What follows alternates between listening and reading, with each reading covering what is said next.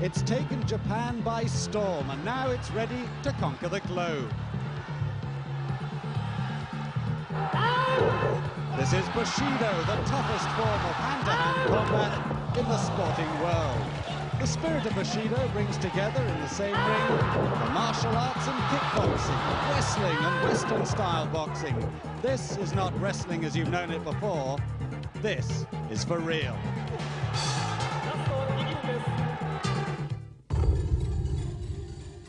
My name is Ted Pelk, and I'm going to take you through the rules.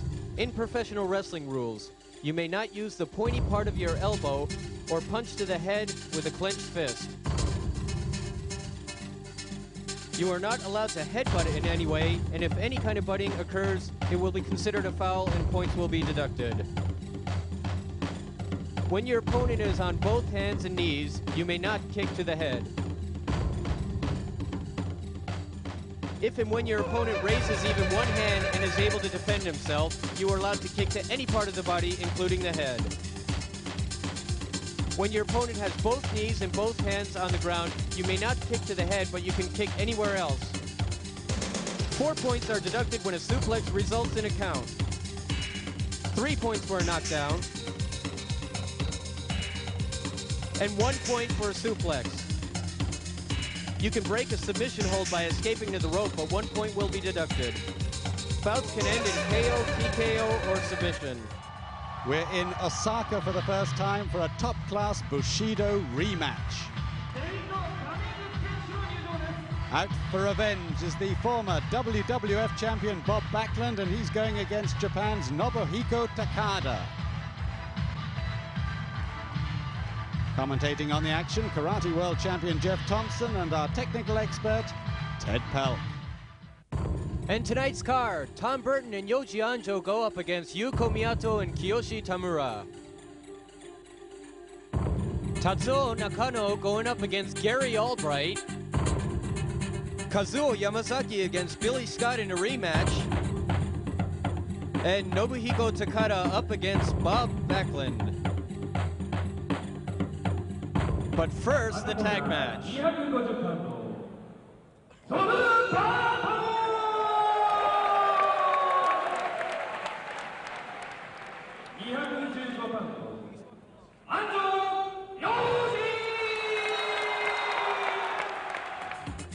In the red corner is Yoji Anjo, the excellent kicker and wrestler.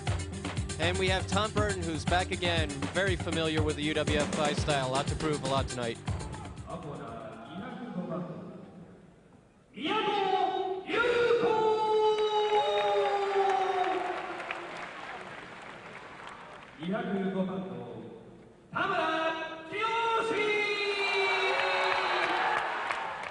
And in the blue corner is Kiyoshi Tamura coming in at 200 pounds, and his partner tonight is Yuko Miyato, also coming in at 200 pounds. My favorite tonight. Very good pairing here. Sparks should fly. All very exciting fighters in their own right. Miyato and Tamura in the blue corner, Burton and Anjo in the red corner.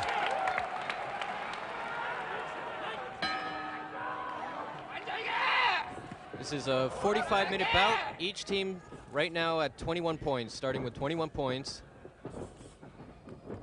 And this is actually the first time that Anjo and Miyato are squaring off.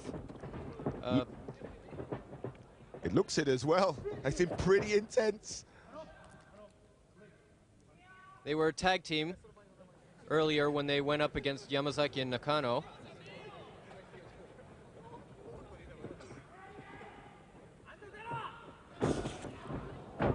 Cool.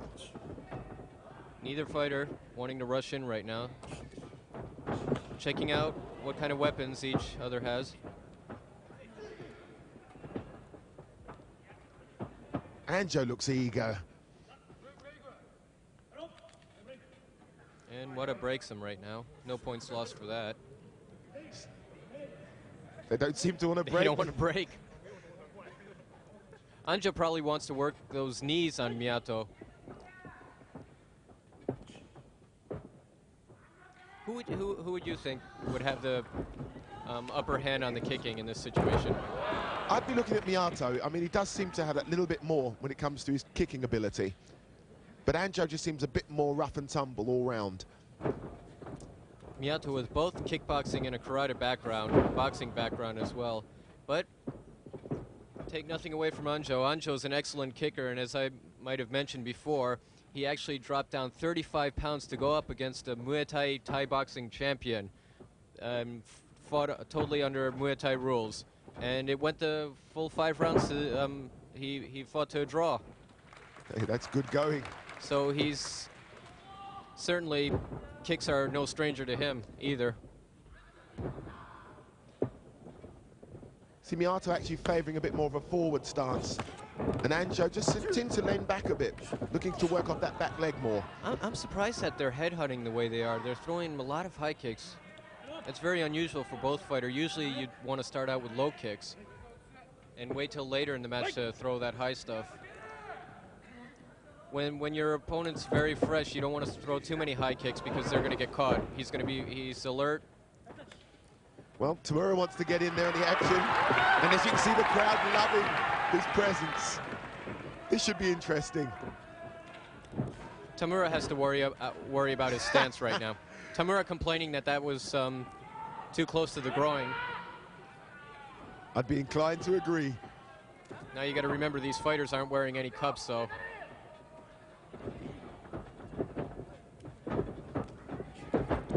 Anjo trying to work off his knees.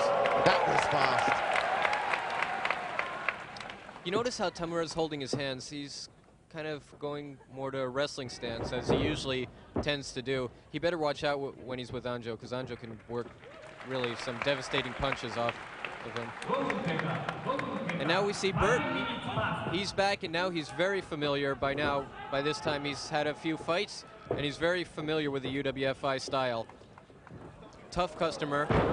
As we see there, very tough customer. Getting straight in there. Look at this. He looks a lot more confident in comparison to his earlier fights.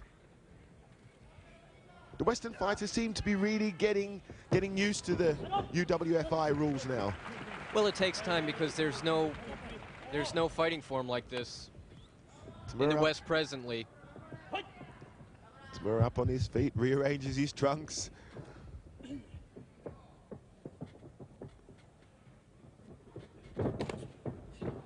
Burton catching the kick there. Oh, takes him down with a body slam. You notice how Tamura reversed, and now he has a clock head scissors on him. And he makes Burton escape to the ropes. Now they're even 20-20. Burton looks in pain, though. That looks as though it was a pretty good technique. Oh, that's the clock head scissors. It's amazing, wherever you are, when you're in trouble, you make for the ropes and sanctuary. Last time Miyato fought Burton, it ended in a Boston Crab submission. Burton came out on top that time. I would think Miyato would be trying to keep him up on his feet and trying to work the body. Because the last match that he lost, the 50-pound weight advantage was really a major determining factor, I felt, in that fight. They both tag in. Yep.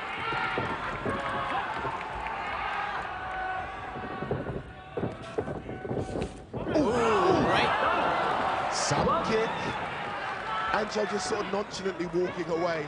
Tamura stunned. I told you that he should keep his hands up more. Notice how his hands are down. He's in a wrestling position.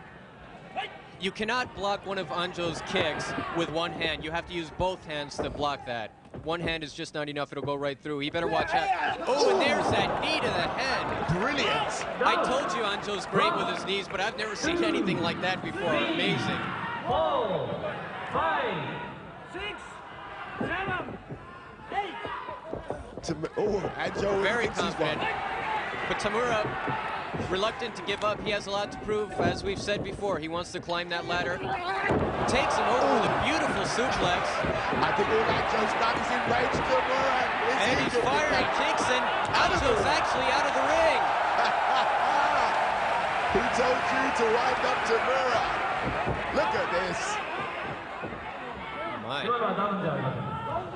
Well, they were very nearly in our laps, but I'll tell you something now. Anjo complaining to the referee that wasn't right. It seemed legal to me.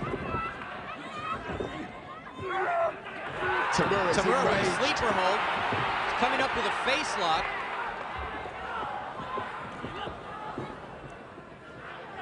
Well, I wouldn't like those two to come and firmly put themselves in our laps, but I tell you what.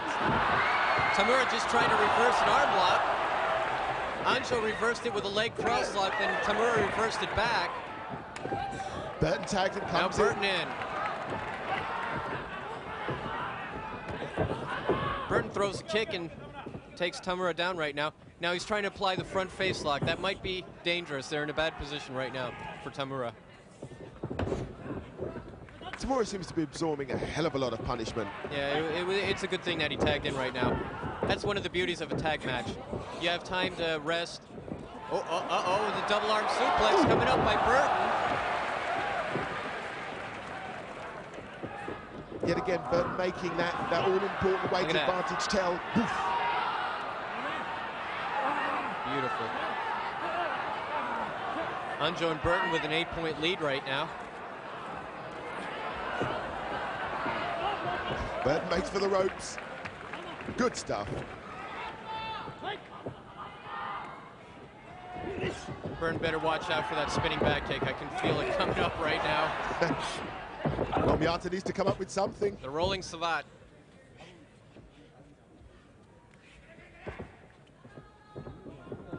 Burton's style is just made for that kick. You notice his midsection is open.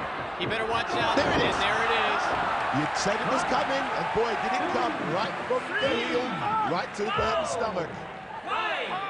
Burton has a wrestler stance, and as I've said before, they're susceptible to those kind of spinning back kicks, and they're also susceptible to the low kick. Look at this. Ooh, right in the solar plexus. Perfect. I would not want to take one of those, but Burton's still in there. Burton's still in there. Miyato going for the cross lock. Burton fighting it off. Made it to the ropes. Is that Burton's leg on the ropes? Yep. Burton's still hurting from that kick. He can't go on. Anjo Miata. There we go again. Let's see this.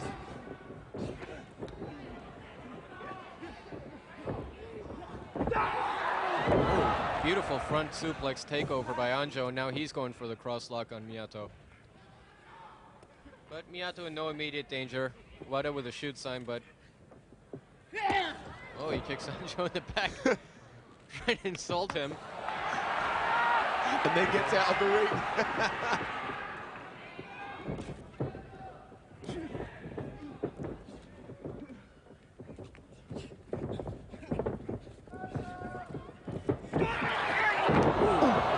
Nice takedown.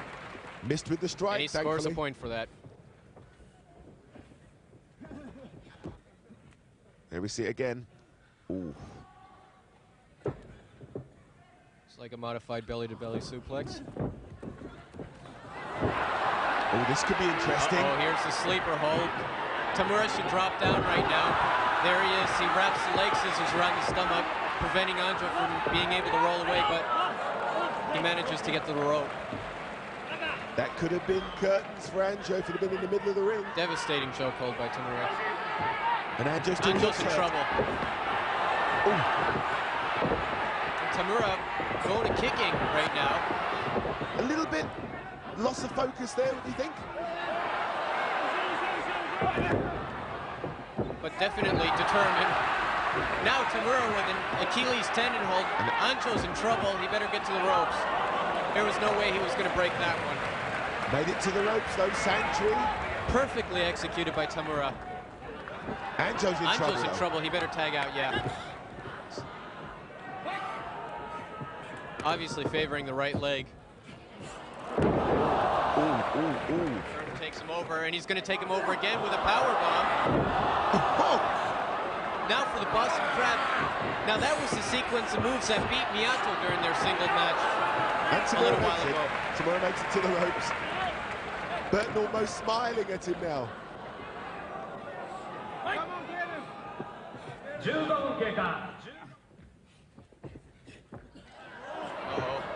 Burton's got the full Nelson on. He might be going for a suplex. This could be interesting. Oh, he takes him over with a German suplex. I don't know how much more Tamura can take. He's taking a lot. Belly to back suplex, and now he's going for the single leg Boston Crab. Tamura went for the ropes, and then Burton tried to get him. He pulls him in the middle of the ring, but Tamura reverses it and gets this straight light bar on Burton. And Burton's the one who has to escape. And the fans are clapping as Burton did not give up, wanted to continue the fight. Burton taking his time getting out of the ring, though. Seems to have struggled. Uh-oh.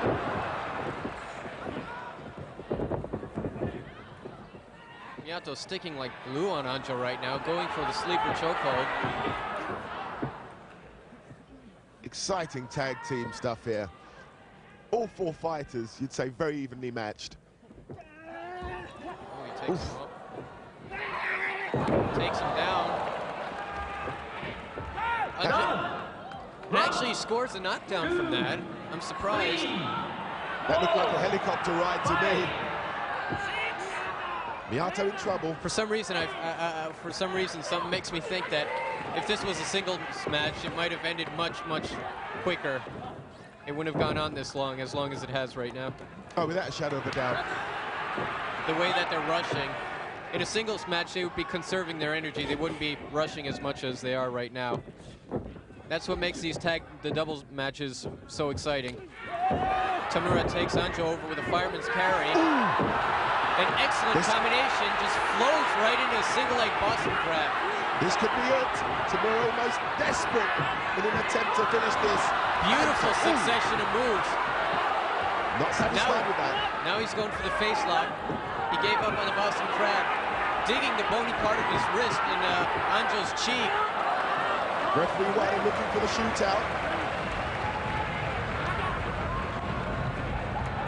Anjo in trouble. Look at this.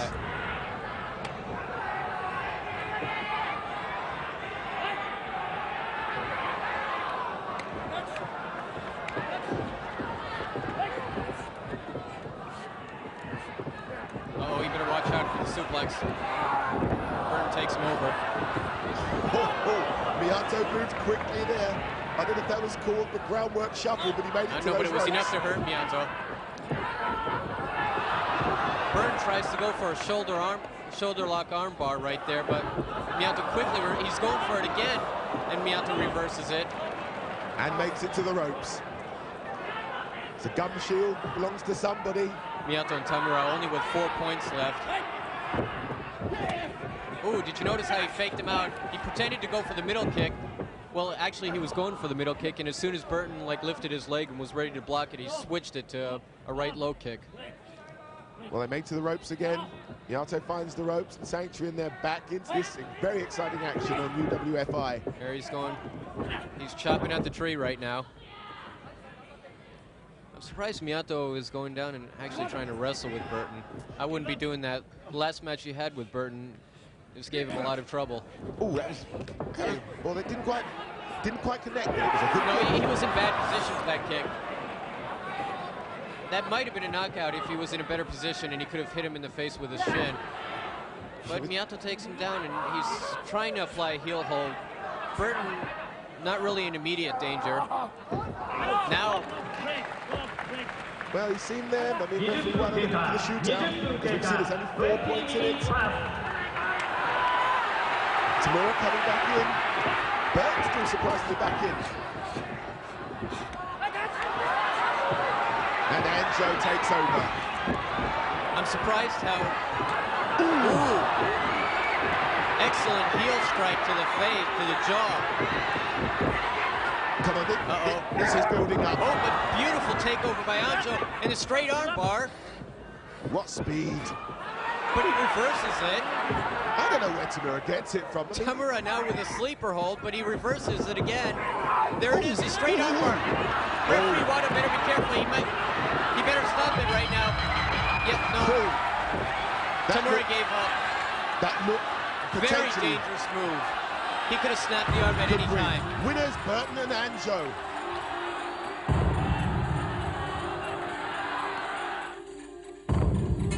Coming up next, Tatsuro Nakano versus America's Gary Albright. 赤コーナー215ポンド中野達夫 In the red corner is Tatsuo Nakano, coming in at 215 pounds. This might prove to be his toughest fight ever. 元全米暴れスーパーヘビー級チャンピオン330パウンドゲリー・オブライト His opponent, Gary Albright, the three-time All-American Super Heavyweight Amateur Wrestling Champion. Well, all I can say is Nakano's got his work cut out. Nakano in the blue corner, Albright in the red corner. Gary tries to kick, Nakano takes it down. Gary Albright, the three-time NCAA National All-American Champion in amateur wrestling, going up against Tatsuo Nakano. This is his third fight in the UWFI. And I'll tell you what, he seems to have adapted brilliantly. I mean, we know Nakano can take a lot of punishment, but I think Albright's going to be dishing out a lot more than punishment tonight. We saw his amazing performance back in Shizuoka against Anjo and against Miyato and Sapporo. Do you reckon this could be 3 out of 3?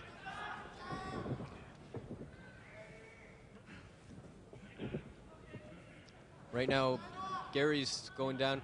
Well, basically, Nakano is more of a wrestler than a kicker. He can kick, but I think in this instance, he should get up and try to work some kicks off of Gary. I don't think with if I was going up against someone like Gary with his credentials, I wouldn't want to be on the ground with him, trying to beat him at his game. No way. That is definitely a case of hit and move. And Nakano hits him on the back of the head with a forearm. It doesn't seem to have much effect. Nothing seems to have any effect on Gary Albright. He really seems suited to this type of fighting. Yeah, there it is. The only way Nakano's going to make up for this great weight difference, if he can, is by standing up, circling him, and trying to chop the tree down, trying to run around and tire the big man out and see an opening and try to catch a submission. Do you know how hard it is to chop an oak tree down? Well, it's an excellent plan that I'm saying, but I wouldn't want to be the one to have to carry it out. Oh. Gary getting him back for those forearms that he got earlier. I mean, look at that. Oh. I mean, we know of Nakano's bravery and ability to absorb punishment, but I don't think it's, mind you, as you say, this is UWFI. Anything can happen. Beautiful backdrop. Referee Wada better be on top of this, because I know Nakano. We've seen him previously in his fights. He never gives up. He's never willing to give up. Albright almost playing football there. Nakano already badly hurt very early in the bout. Is he getting up, or is that it? No, this is Nakano. Come on. The referee better be on top of this. Look at Albright there, playing football, look. And Nakano seems upset. Oh. Gary, he tried to duck the elbow, but was a little bit too slow. Now Nakano going for the sleeper. Oh, wow, but look at that strength. He just takes him down. Even under pressure. Beautiful forearm. Nakano seems finished belly-to-belly suplex. Uh-oh, and Gary with a big sleeper. He's gonna break his neck off. Well, am I glad Take a look at this belly-to-belly suplex. Perfectly executed right out of the textbook. Well, I'll tell you what, another win for Gary Albright. And this man's becoming a serious force in UWFI. Devastating. Next up is Kazuo Yamazaki versus Billy Scott in the rematch. Well, another exciting exchange in prospect here. In the red corner is Kazuo Yamazaki, looking to beat Billy Scott one more time for his second consecutive win.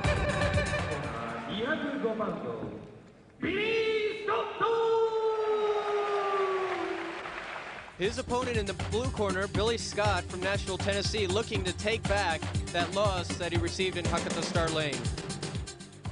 Well, as these two men square up again, intense glares.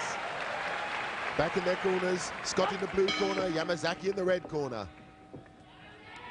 Yamazaki just probably wanting to stick to his game plan, which worked for him last time, and Billy Scott probably, he's probably watched that fight that he had back with Yamazaki back in Hakata over and over again. He's probably done a lot of experimentation and a lot of training. And because Scott does seem to learn quickly. I mean, he's adapting very, very well to this style of fighting. he's beaten Anjo. That was a major upset. And the first time he fought was against Yamazaki, and the kicks really bothered him. I'm sure Billy Scott, well, we've seen him fight Anjo. We see that he's obviously done a lot of training for kicks now. Billy shakes off that kick, but it was right on target from Yamazaki. He was a second too slow with his block. I mean, I wouldn't actually go for the leg with a kicker as good as Yamazaki like that. For some reason, I have a feeling that Yamazaki's kicks aren't going to go in as easy as last time. I'm sure Billy's done a lot of experimentation and a lot of training for trying to block those kicks. And he seems like he's defending himself, but Yamazaki's really quick with those kicks. Amazing, that almost cat-like way they just sort of clenched hands and then head-to-head. Billy Scott takes him over with a fireman's carry, but Yamazaki quickly reverses it. Yamazaki not Billy the wrestler, Yamazaki the kicker, but Yamazaki doesn't seem like he's running away from the ground fighting exactly. He seems like he's willing to take on Billy at his own game. That's right. I mean, Yamazaki's actually being able to stop that crab by placing his hands on Billy Scott's knees. He's probably trying to show Billy, hey, I'm going to take you on at your own game, and he's doing a pretty good job. Well,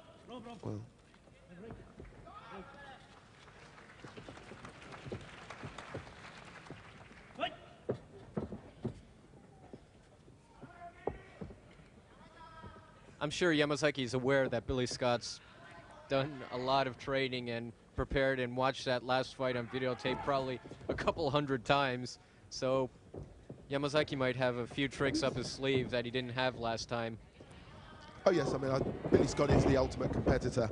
I mean, he seems to have done his homework. As you can see, this match is taking a lot more of a, you know, it's a thinking man's fight, this fight, isn't it? Yeah, and just there, speaking about a thinking man's fight, you notice Yamazaki went for the double arm suplex. Many American wrestlers would have tried to force their way over when their opponent's trying to fight it. You notice he just gave it up, and then he just decided to take it down. Ooh! Well, that came out of the blue. Yamazaki not exerting any kind of unnecessary effort. Look at this. Whack. It didn't catch him in the head. That's the reason why Billy's up, because if he would have caught him in the head, that would have been it. Oh, inside crescent kick. Yamazaki beginning to open up. Ooh, right in the solar plexus. Scott did not he even go. He didn't go down, but I'm surprised referee would have considered that to be a knockdown, and he scored it a knockdown. I'll tell you something. I've taken a back kick, and I'm telling you, I've wanted to go on my knees. Ooh, right round the thigh. Devastating low kick. Billy better watch out for his stance. He's a wrestler, and that wrestler's stance is so susceptible to those low kicks. But now he's got him in a reverse Achilles tendon, and he actually makes Yamazaki escape to the rope. Billy must be really fired up. He lost the first time to Yamazaki in Hakata with a front face lock. The second time it was in a tag team, but Yamazaki caught him with a chicken wing. The face lock, the chicken wing face lock. So I'm sure Billy Scott doesn't want to submit the third time in the row to the same fighter. Oh no, he looks well prepared for anybody this. for that matter. He took 3 good kicks in succession there. Ooh. He's a little bit slow at blocking the kicks, though. His leg was, and there it is, the front face lock. That's how he lost the first time against Yamazaki. But he reverses it. I told you this boy's been doing his homework. Yeah, he seems ready for everything tonight. Achilles tendon hold, beautiful reversals. Now they got it both. Beautiful technique on the groundwork there by both fighters. The crowd appreciating this. Double shoot sign right now.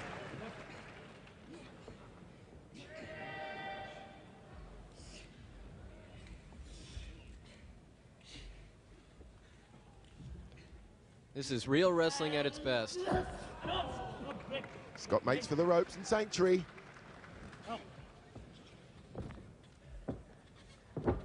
Yamazaki's been holding that right knee. Do you think it's troubling him? Well, you obviously see Billy Scott has his right knee taped up. It must be bothering him. And that's maybe one of the reasons why Yamazaki is attacking it.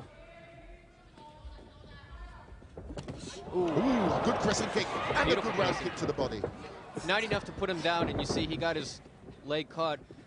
I think Yamazaki was a little bit too close. I don't think he meant to hit Billy Scott in the face with that crescent kick. Usually he uses it as a feint. He feints with a crescent kick and he tries to come around with a lower middle kick. It was almost like human origami then.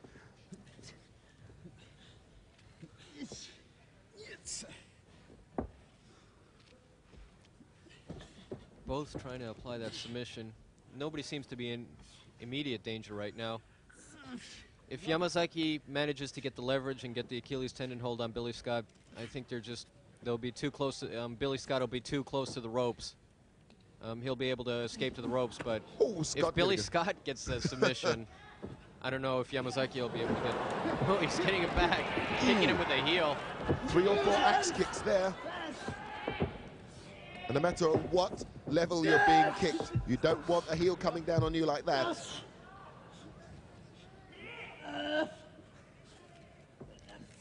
Seems like Yamazaki's doing better on that switch, on the trade. Looks like Billy Scott had to let go of his Achilles tendon hold, and he's trying to break Yamazaki's. Yamazaki dragging him back into the center of the ring to take advantage. As I told you, if Yamazaki knew that even if he applied that submission, Billy Scott would be too close to the ropes. That's why he dragged him out into the middle of the ring. Referee Wada looking for the shootout from Billy Scott. What Billy has to do is, you notice he has his arm under Yamazaki's armpit. He has to put both arms there and try to pull that elbow away, take the pressure off his Achilles tendon. That's what he's doing right now. And you notice Yamazaki's blocking his face with his right hand. He's scared for a kick to come over.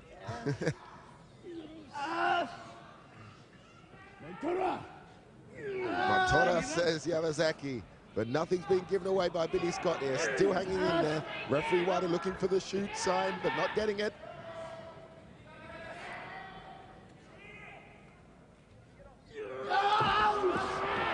Uh-oh, is that it? No.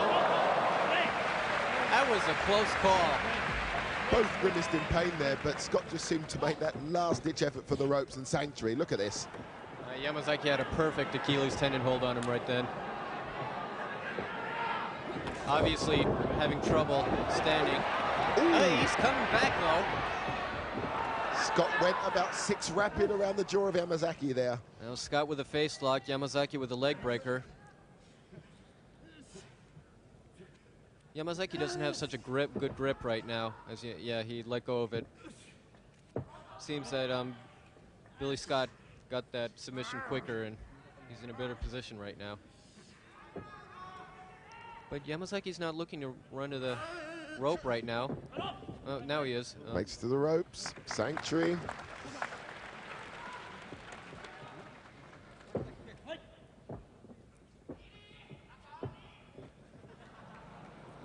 I feel a kick coming from Yamazaki. It seems like he's trying to fake him out. Pretend that he... Ooh, nasty. Oh, and Scott giving it back. Scott's trying to fire back. Scott really adapting well and giving Yamazaki kick for kick. Well, Billy Scott has no chance standing up. That's my opinion. He shouldn't be standing up right now. The only chance that he has to win is to take Yamazaki down to the mat. But then again, Yamazaki is certainly no stranger to groundwork. Well, as we can see here, he seems to have the upper hand on the groundwork at the moment. Going for the cross lock on Billy Scott's arm.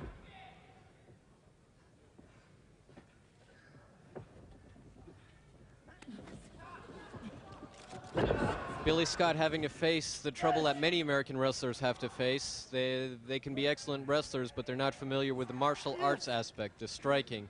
The heel strikes from the hand, the body blows, the knees, the forearms, and the kicks.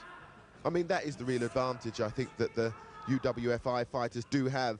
And as you say, with such a variety of strikes, kicks, and punches, I mean, anything can be coming at you. And then, as you say, once you get to the floor, you've then got to contend with their very, very skillful wrestling moves. And the legs are very important to the wrestler, his stance and everything, but a wrestler's stance is so susceptible to low kicks. And these low kicks are very... Oh. Billy Scott with a heel hold. Well, I thought both were making it to the ropes, but I think Yamazaki was bit more the eager of the two to get there. Like I said, the only chance Billy Scott has is to keep Yamazaki on the ground. He doesn't want to be standing up and trying to fight him toe-to-toe on his feet. This is when Yamazaki has the definite advantage. Referee Wada just adjusting Billy Scott's left knee protection there. But then again, if Billy Scott gets too anxious and tries to go like for an amateur wrestling single leg dive, Yamazaki might have a devastating knee waiting for his face. So he has to be careful about his takedowns. Well, let's hope that knee doesn't meet the chin, because it's an excellent bout. Both fighters pretty evenly matched here at the moment. Ooh. Oh, another one in the midsection. That was a mule kick. 2, 3. You know, the UWF guys actually had a test to see how powerful that leg kicks were. And Takada, Yamazaki, Miyato, they had a whole bunch of fighters kicking. Oof. And actually, their low kicks and middle kicks were more powerful than a baseball bat. Ooh. Well, I've never had a baseball bat swung at me, but I've had a few kicks thrown at me. And they've actually had a professional computer, a machine to measure the power, and they can hit harder than a baseball bat. That's very hard to believe, but it's done. Did you see that? That was a good takedown. Brilliant technique. Did you see that? Yamazaki, they were in a standing position, and he went into an Achilles tendon hold from the standing position. Took him down. I told you Yamazaki probably had some new tricks up his sleeve. Referee Wada asking Billy Scott if he's going to give up, looking for that shootout, but not getting it.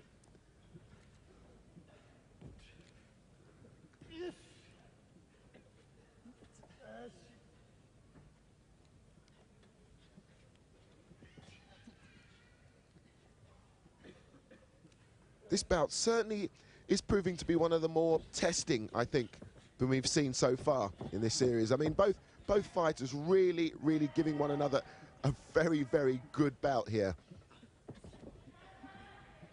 Billy Scott has to be careful. He only has 4 points left. That's one more rope escape or one more knockdown, or actually a knockdown from a suplex is 4 points. If Yamazaki does one of his deadly German suplexes or the belly to back suplex and scores 1 point, and if Billy Scott cannot get up from that, you know, a knockdown is worth 3 points. 3 plus 1, that'll be it. But Scott seems to have the advantage at the moment. Oh, this could be interesting. Shoulder lock. Trying to apply submission with that arm bar. But Yamazaki reverses it once again.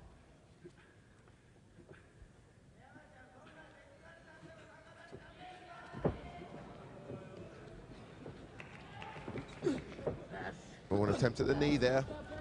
The Japanese crowd just waiting in anticipation for some spectacular finish. They are a very appreciative but a very patient crowd. The Japanese crowd is very educated. They understand submission wrestling. You see, in many other countries, people wouldn't understand this kind of submission wrestling. They'd wonder, hey, why are they just rolling around on the floor? They're probably just tired, and then they're looking to catch their breath, and they wouldn't appreciate it because you don't see too many real submission holds with the choreographed tumbling and the other kind of other styles you might have. I know what you're saying, Ted. You know what I'm saying.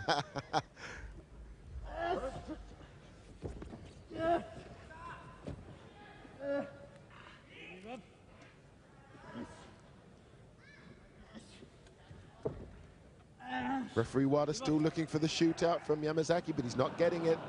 Billy Scott still looking, trying to close that gap. But Billy Scott almost has an arm lock. It's hard to tell, but if he can pull that wrist towards his left arm, that's one of the arm locks that is very familiar. A lot of the UWFi fighters are familiar with.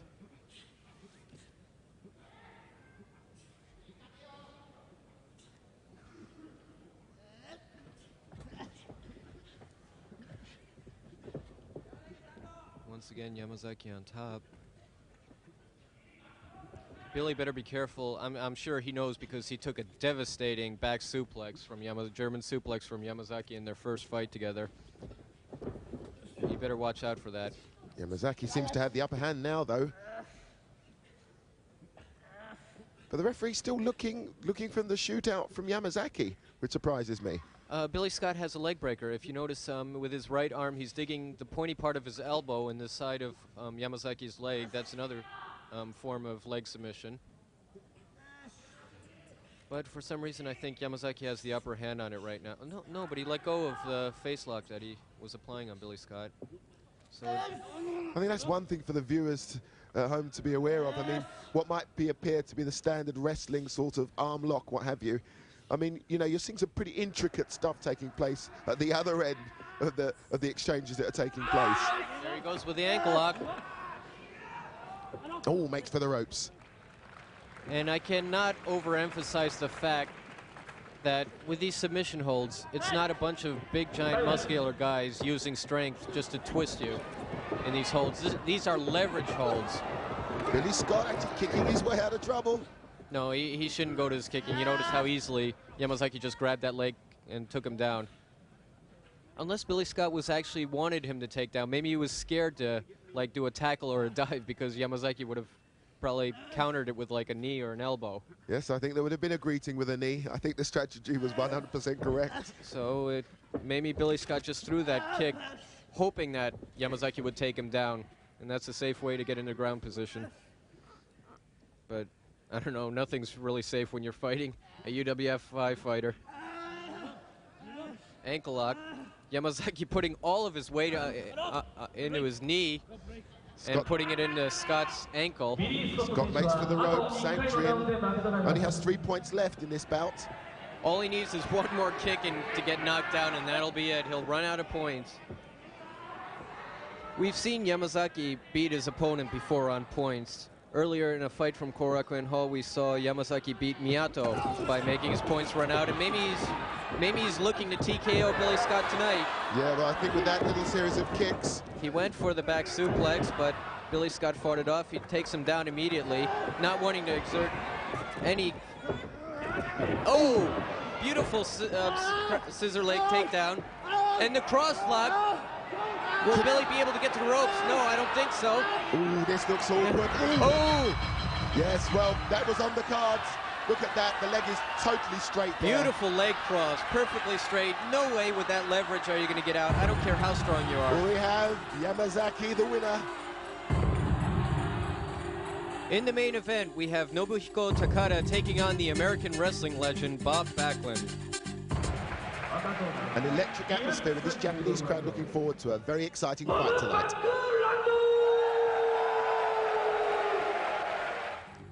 In the red corner, we have Bob Backlund coming in at 250 pounds, looking to take back that loss he incurred from Takada earlier.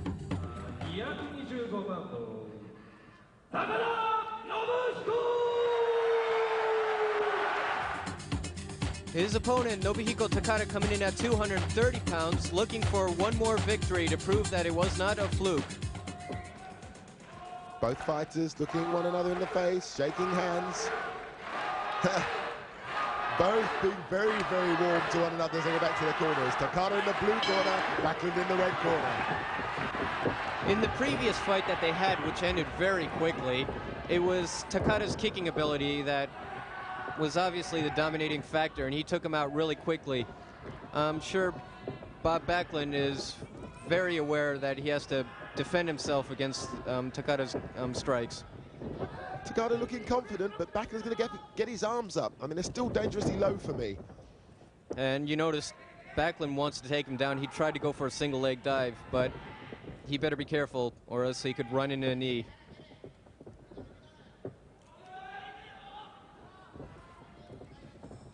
Both tying up right now. Bob Backlund has to be careful in that kind of situation too, because Takada can throw some beautiful knee strikes to the midsection and even to the head from that position. Oh, Takada seemingly taking him on his own game here, taking Backlund on his own patch, so to speak. Well, I'm pretty sure Takada, he said earlier in an interview that Bob Backlund is not a striker. He's purely a wrestler. But I think Takada wants to see if he can beat Bob Backlund at his own game. Earn a reputation. Which he already has done from defeating Yamazaki and becoming the UWF International top fighter. Earning the title of being the top fighter. certainly is the main man. He seems to have all the attributes. I mean, he's got a wonderful athletic physique. He's got the movement, he's got the style. Oh, and he's got a kick there, as we've just seen. Bobbing and weaving and saying, come on, let's play. This is serious stuff. Arms on hips. Now we're seeing some rested expression. Bob Backlund is still carrying on with that wrestler stance, and look how susceptible he is to that low kick. Oof.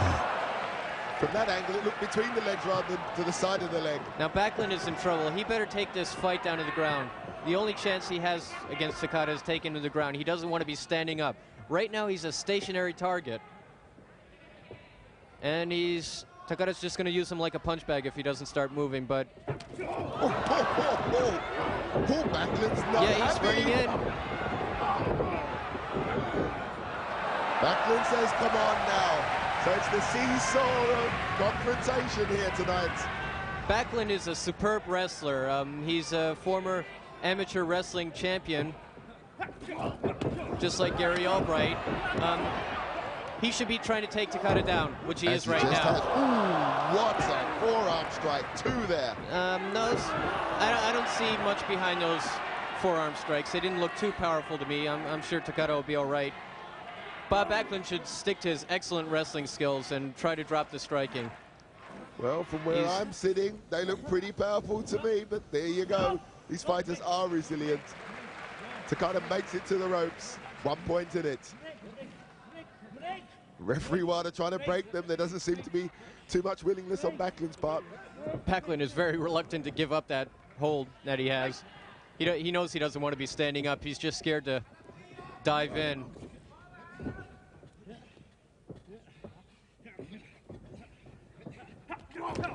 There, double body strike, up to the chin. He has to be worried about those tight hips. Backdrop.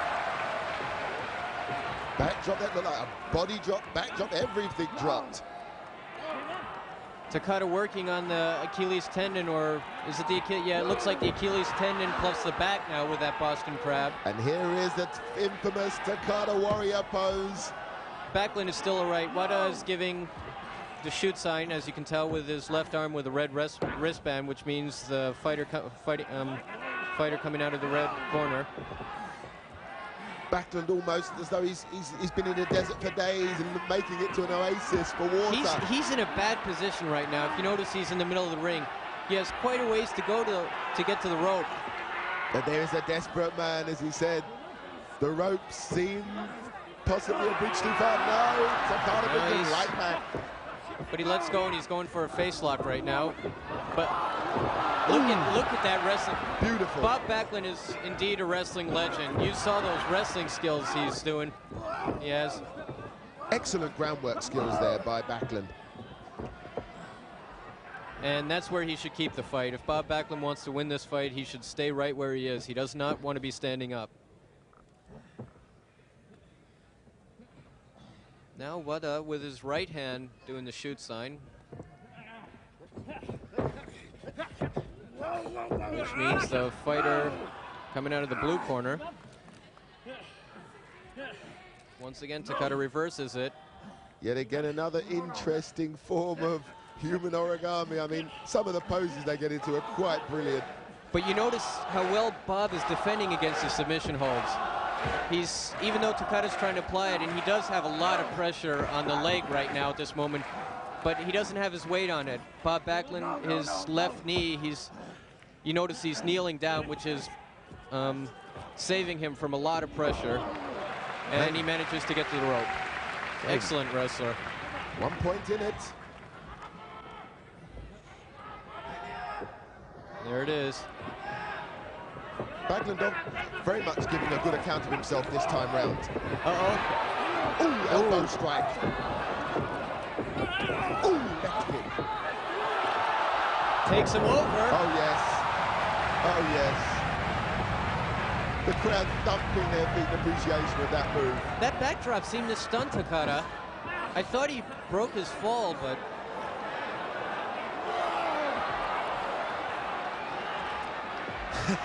Both faces etched with pain. Backlund really trying to work on Takada. Well, for a big man, all I can say is he's showing some amazing mobility. Look at those two faces. And Brilliant. he actually has Takada in trouble. And he makes it to the ropes. Takada gains sanctuary in those ropes. Now here's where Bob Backlund has to be careful. They're going to be in a standing up position right now. And Takada definitely with the advantage in that situation. But pretty even. Backlund giving a good account of himself. Look out. Does he come in the double arm suplex? Will he be able to take him over? Yes, he does take him over. Oh. Beautifully executed, but Takada looks all right. He's getting up. It didn't look like trying to go for the back suplex, but no. Oh, Takada showing He didn't break enough. resilience. Takada reverses it. He has a straight arm This could be bar. it. This could be it. Yes. That's it. Look at that. Devastating. Referee Wada right on top of the action. Here's your winner. Well, Takada still showing bruised but not battered. The winner. Backlund, although he lost, will be very, very pleased with that performance. He gave an excellent account of himself. But Takada is the main man. And both giving respect to one another.